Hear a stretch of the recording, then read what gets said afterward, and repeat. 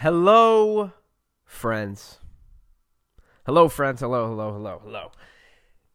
It is I, Greg Su-Tera. It is September 18, 2019. We are all alive.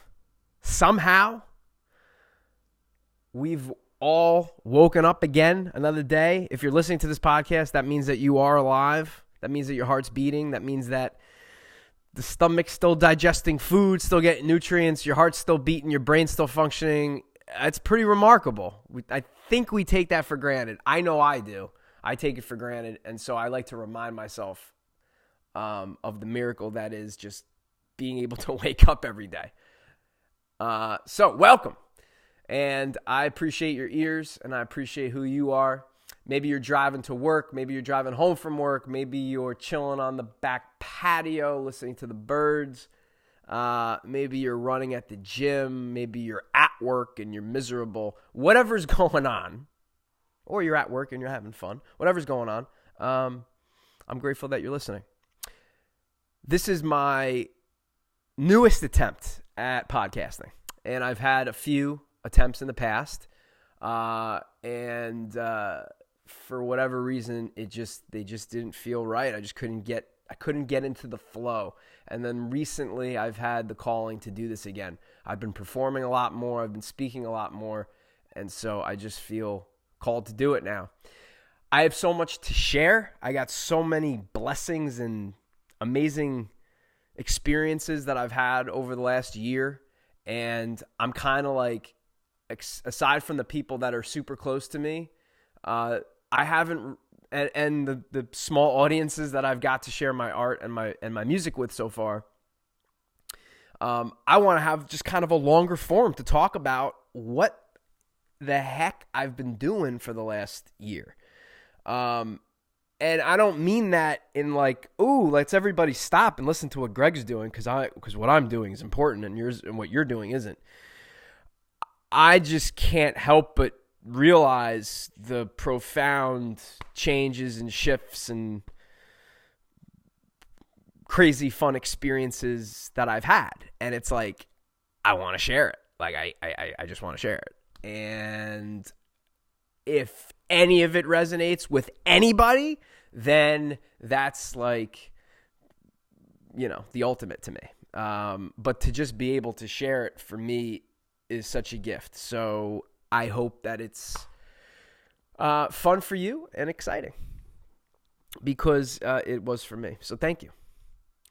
But this last year has been absolutely wild. And I'm going through a very, very interesting shift of moving from, well, I'm going to talk about it a lot of different ways, but in some cases I'm shifting. I'm kind of turning a huge ship, like a massive ship. And the ship had been in one direction for a long time. And it's been getting calls and signals to turn. And maybe I've sent off some like smaller boats to go like check out the call. And, I've been working at these calls. But ultimately the big ship has been like just hauling in that one direction for a long time. And last year in 2018, I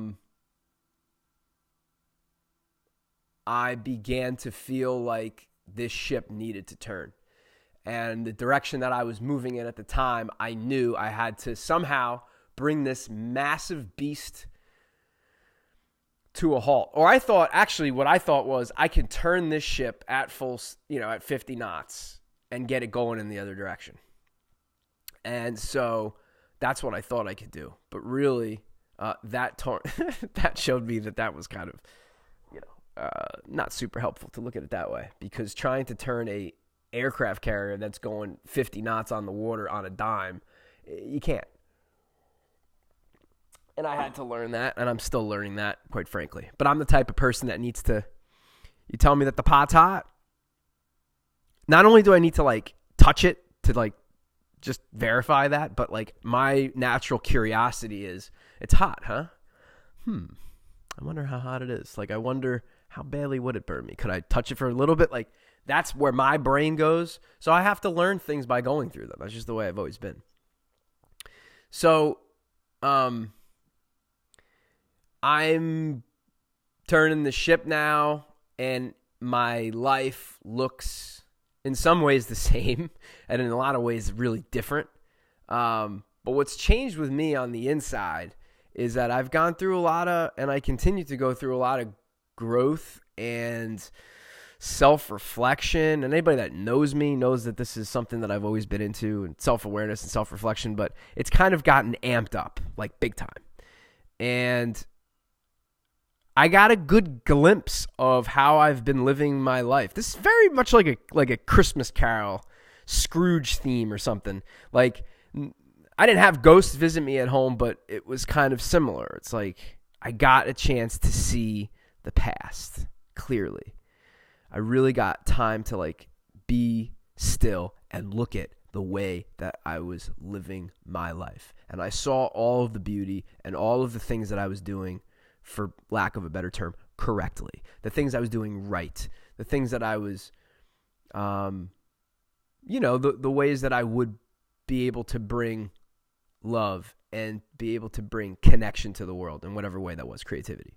But then I also got to see like the darkness and all of the things that not only the things that I did that were not me, but the way that I would think about things and the way that I would feel about things and how I would, try to suppress my feelings and suppress my emotions and try to control the room through manipulations. And there's a lot of darkness in just the way and the way that I was going through the world. But what it all came down to for me was, okay, I looked at it and I said, well, what is all of this? Why am I doing it like that? And it always came back to control. I want control. And for so long, I have talked about how I'm not a control freak and this and that. We're all control freaks. It just shows up in different ways. Some people are control freaks and they're a control freak because they come into the room and they're trying to control everything immediately. But the way that I'm trying to control things is in my own way. And you can't control things. That's the whole illusion. So that effort to try to control anything, no matter what my strategy or tactic might have been, was going to prove to be futile because you can't control the moment. You can't control what's going on. The only thing I learned that I can control is my breath. Coming back to it. I can control being in this moment and making choices that are aligned with the truth of myself right now. That's what I control. I don't control what people think. I don't control how people feel. I control how I interact with myself and how I interact with the world. And so that has kind of been my focus. I have been radically focused on taking care of myself. And I have literally halted all other, most everything else that is distracting me from taking care of myself and doing the things that I have been avoiding for the last 2 decades. I'm here now to fulfill those. That's what I'm doing. And I apologize about background noise. I've got, somebody's got a saw going. I don't know if you can hear that.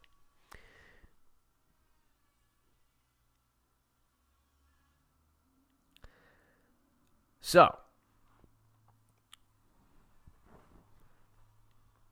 it's an interesting time. I've gone through a lot of self-doubt through this process. What the heck are you doing? You left a phenomenal... So now I'm going to shift over to, work. You left an amazing career that gave you really great security, great benefits, really took care of you from a financial standpoint. There's a family there, there's a community there. You just just going to leave all that and like go straight off, huh? And for a long time, I battled with that. Like, oh shit, I'm a loser. Like, what am I doing? Like, I threw all that away. Like, why did I throw it away? You know, I had to go through, and I'm still going through moments of just, I'm a loser, you know, because I had an idea about what a loser looked like. I had an idea about what a successful person looks like. And I had to just kind of like let all that shit go to finally realize like what the reality is, which is there's nothing loser about what I'm doing. It's probably the most difficult thing I've ever done. Like in terms of the amount of courage that it requires from like on a daily basis of just not of having the courage to believe in my heart and believe in my intuition and follow my path and not go backwards in any kind of way and not digress or not distract myself again from my mission and what I'm doing. It's tempting at times. It is. Of course. And anybody that tells you it's not, that these parts of them are gone, you know, I'm skeptical of that. Because I think that these are things that we're constantly practicing. We're constantly evolving. And I'm experiencing a life now that I've dreamt about, I've daydreamed about, I've written about, I've thought about. I've tried to get to be doing what I'm doing now a lot. And by the way, there is no magic place to be where suddenly everything's perfect. Because even if you started doing your dream job, let's say that you're not doing your dream job now, and then suddenly you snap your fingers and you're doing your dream job. Well, now it's you doing your dream job, and it's still you. So my life on the exterior looks different, and on the interior has shifted, but there's a lot of things too that I still have to deal with my own moodiness and crankiness. Like like the fact that I can sit around and paint and play music all day does not change the fact that I'm still cranky in the morning sometimes, that I'm still moody, that I could still be a little crabby to people, that I could be a little judgmental in my head. Like all of these things, I still have my own junk. I'm working to change circumstances and like physical things in my life, but all that stuff's still there, of course. It's diminished. It is downgraded. It's much quieter. It's not in control. It's not, it's definitely in the back, but it's there. It's definitely there. And that's part of the fun for me, honestly. I love the resistance. I love the friction. Without the friction, I don't have anything else to do. Like, if I don't having the people in the audience listening to the music for me, when I'm up there playing, if it's an open mic and there's 4 people in the room or 40 people in the room, it doesn't matter to me. If there's one person in the room, it changes it. That's friction. I'm here to perform for that person. I'm giving them that gift. When I'm here by myself in my house playing music, it's fun, but it's less fun because I don't have the friction of the crowd. And so I love that resistance. I love that friction.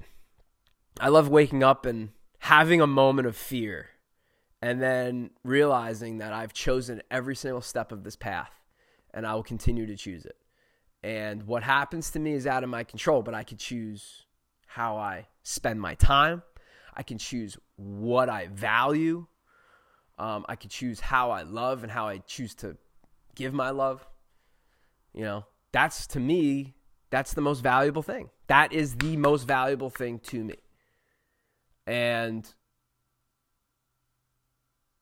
living from this place of just having, I've really granted myself complete freedom and sovereignty in every way to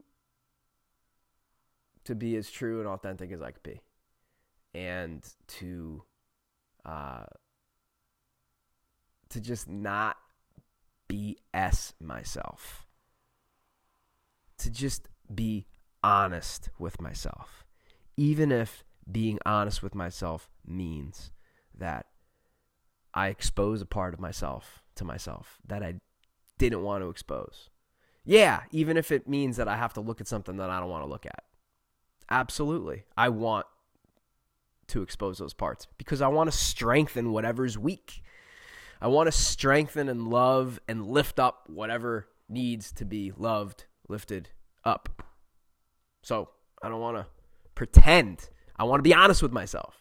Hey, this isn't working. Hey, this is working. And there have been times where I'm like, am I working hard enough?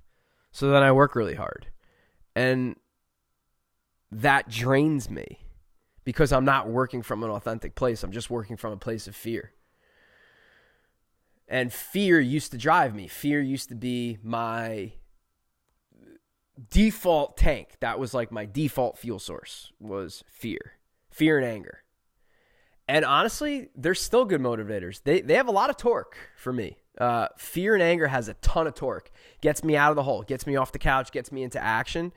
But to sustain that down the track, it's a short burst. It does not have it does not fuel me for like marathons and for lifetimes. It burns and fries the circuits for me. So I had to turn to a new fuel source, which is love and courage. I know some people don't like that L word. Courage, trust, like knowing what is absolutely true for me and just going and doing it. And that means that I'm willing, and I said this in December, I said it in February, I said it in May, and I'll say it again now. I am willing to give up anything that I need to in order to give myself my authentic life. I'm in a unique position. I'm not married. I do not have children.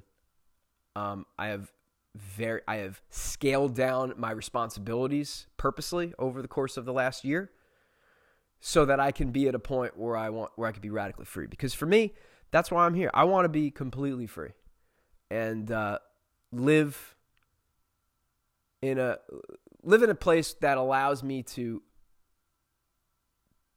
do my art, contribute to the world the way that I want to do. That's freedom to me. When I say I want to be free, that doesn't literally mean that I want to, be free of people and free of everything and go run away.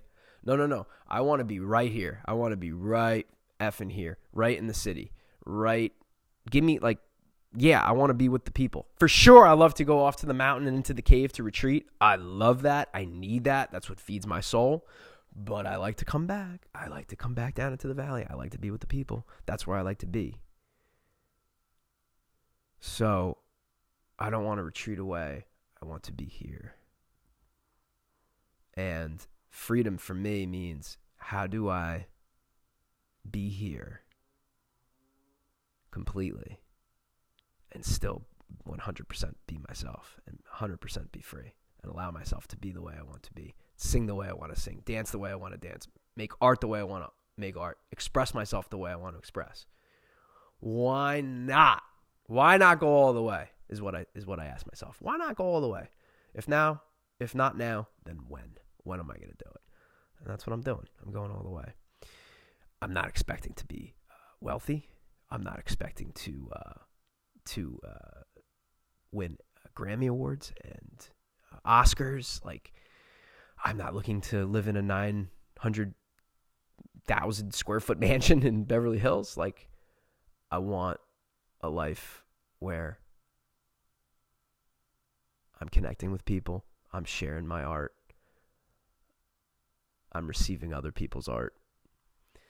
Creativity. Being with friends, being with family. That's what I want. That's what's important. And everything else that comes from that is real. But I'm very careful, again, to build a life out of money. Because in the past, that was a big motivator for me. And which that came from fear. And so I'm not living in fear anymore. I'm living in this space of gratitude. Like, I'm really looking at my life. I've realized that I'm going to die. I'm realized that I'm not, that there is going to be a time where I take my last breath. Like, I know that for sure. Like, I really sit with that. I understand that. I walk around understanding that today could be the last day. Not because I'm terminally ill or because I have any reason to believe that, but that's how real I feel life to be. Life is intense. Life is fucking intense. And if you pay attention, you'll feel the intensity. You'll feel how vulnerable we are. And I'm really in tune with that. I mean, like, look at our skin. Like, you could puncture this so easily. Our eyeballs, like, really, everything on us can be shattered and broken immediately. We're like the slowest mammal on Earth. Nothing. I mean, we can't outrun shit. So we've had to come up with weapons and tools to help us to, be at the top of the food pyramid, but really we're not, man. We're slower than we're as slow as a fucking sloth in a lot of ways. I understand this, and I'm not going to waste my time and waste other people's times pretending that I don't know that. And pretending that I'm going to live forever and that I have time to waste. And what I'm doing here, well, it's not really what I want to do, but, it pays the bills. And I have nothing against anybody that is doing what they need to do to pay the bills. Like, that is part of the game of being here. You need shelter. You got to pay for food. Like, God bless you, whatever you're doing. Hell yeah. Doesn't matter what it is. I'm talking about for me. I know what I need, and I know what serves me, I know what fills me, and I know what doesn't. And I guess having the cojones and the courage to really live that every day, that's what I'm doing now. Like, I really put my money where my mouth is. I've been talking about this stuff for a long time. I've been into the spirituality and the meditations and going deep into Buddhism and Eastern wisdom and martial arts and all kinds of things. I mean, I love these modalities, yoga, movement. All these things have helped me to expand my consciousness and see what's going on, which is we have a very limited time in these forms. We can do anything that we want. We can truly create anything that we want to create.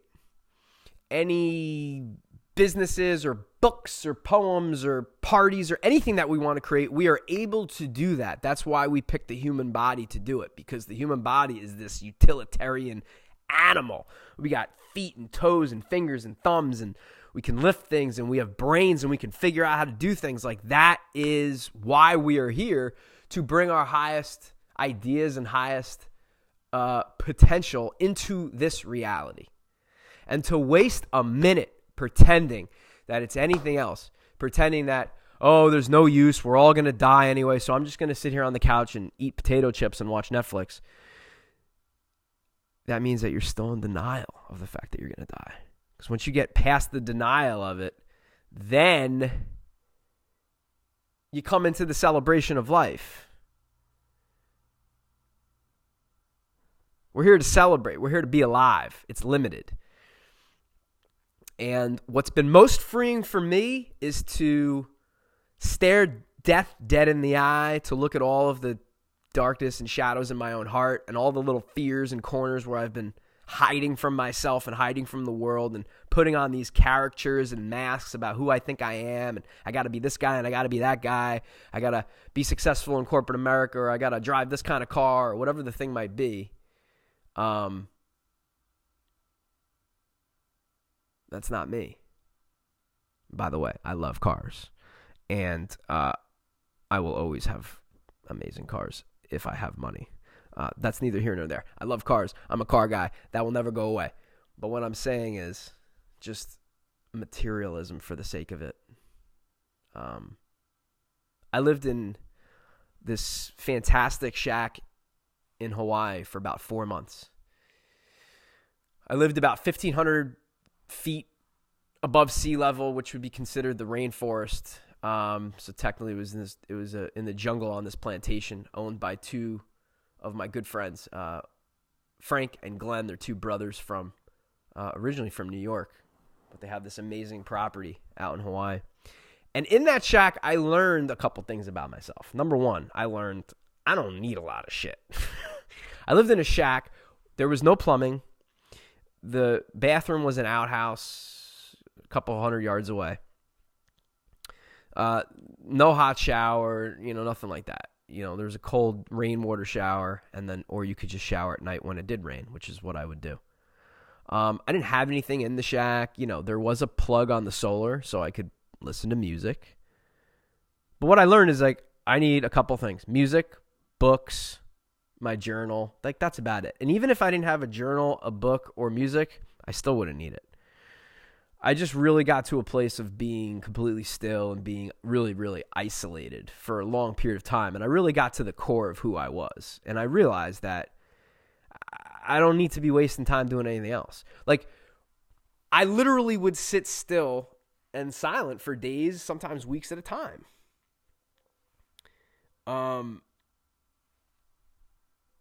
The silence would last, maybe days, but the sitting and the kind of isolation could last up to a week, in terms of being just in the shack and not really venturing outward. Which, if I heard myself talking 10 years ago, I'd be like, well, why would you do that? That's crazy. I know what I needed. I needed to take I needed to recover. I needed cultural recovery. So I went to an island. I had an opportunity to go to Hawaii, and I thought I'd be there for a couple weeks, maybe a month, if I really wanted to get crazy. But I didn't think I would spend, 4 months there. I definitely didn't. And I'm thrilled that I did, because it completely altered my life in terms of, I think I was already headed where I'm headed, but now I see it clearer, and I really don't want to waste time pretending that I don't know anymore. I mean, I for sure didn't know at some point, but then there were also times where I did know, and I would pretend that I didn't know. That's what I'm kind of moving away from. No. I'm here to just be me. And whatever I'm creating is just a part of that. Music, art, dancing, just being with people, podcasting, speaking, stand-up storytelling, whatever the thing that I'm doing, it's just part of my raging inferno to share and to express, and people that know me are used to that. But for those of you that don't know me, thank you for listening to me, and thank you for your time. And,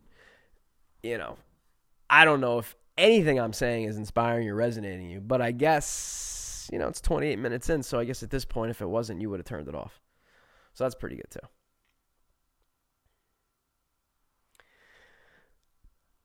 Thank you all for listening. This was podcast episode 1 with Greg Su-Tera, the Greg Su-Tera podcast. Next episode, I'm going to talk about more specifically my time away and what I was doing. And I hope to join you then. Much love.